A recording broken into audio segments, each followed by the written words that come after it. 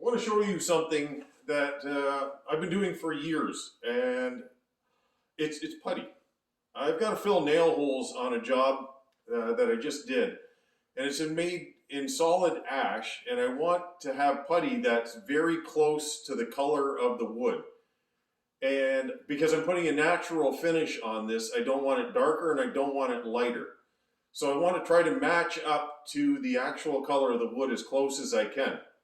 So I've got a piece of ash here that I've ran a couple of nail holes into, and I want to show you the difference between each type of putty that you can get. So you can buy commercially available putty, which is like this Timbermate, and this stuff you can actually tint as well. But it's not cheap to buy this stuff. I think Durham you can buy like a big container of it and so on like that. But if you're only using it every once in a while and you want to make a custom color, this is a solution that I came up with that works perfect almost every single time. Because a lot of times, let's say I'm making dovetail drawers, I have to putty up the dovetails. And if you're having to buy, putty like this, it gets kind of expensive. So what I've done in the past is Polyfilla spackling or Sherwin-Williams spackling. Either one, they're pretty well identical. So what you want to do is get yourself a putty knife and a board. Quick tip here as well. One of the viewers actually sent me a really cool tip. If your putty knife is getting kind of dirty and covered in schmoo, take your propane torch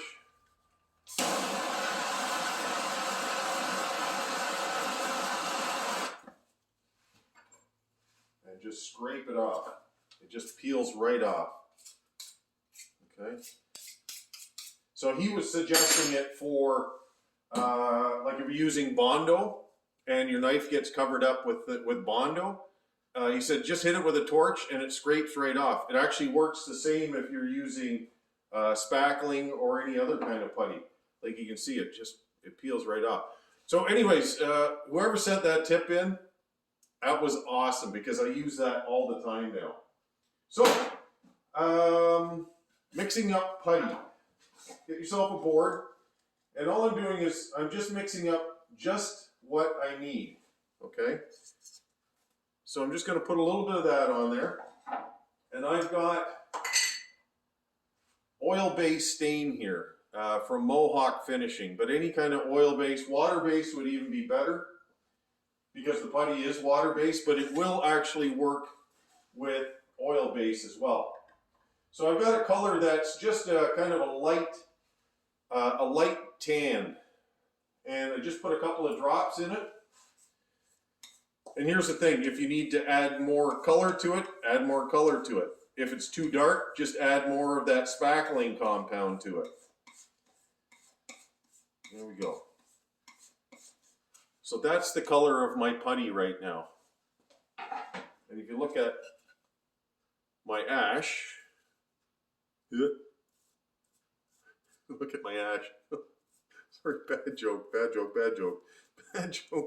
Oh, my mind. Okay. Right?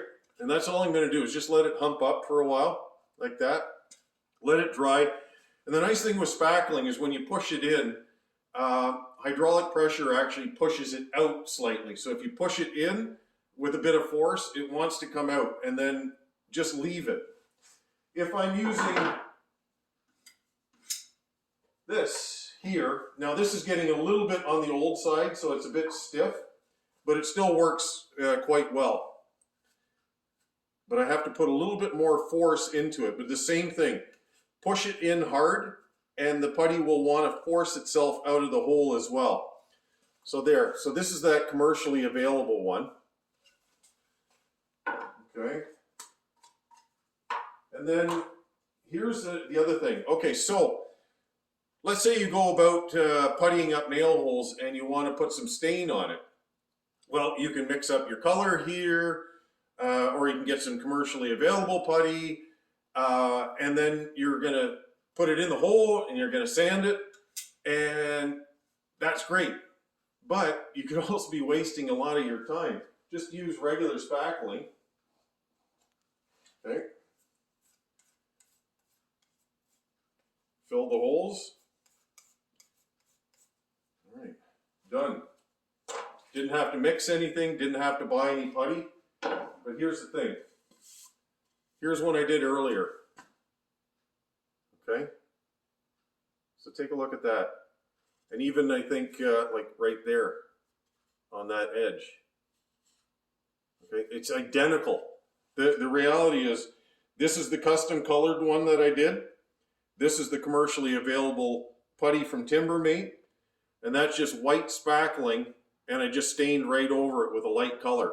And they all come out the same. The reality is whenever you putty something up, your hole will always be darker than the wood that's below it. It's always going to be that way. The only way to get beyond this is actually to stain the wood and then pre-fill after, or sorry, post-fill after.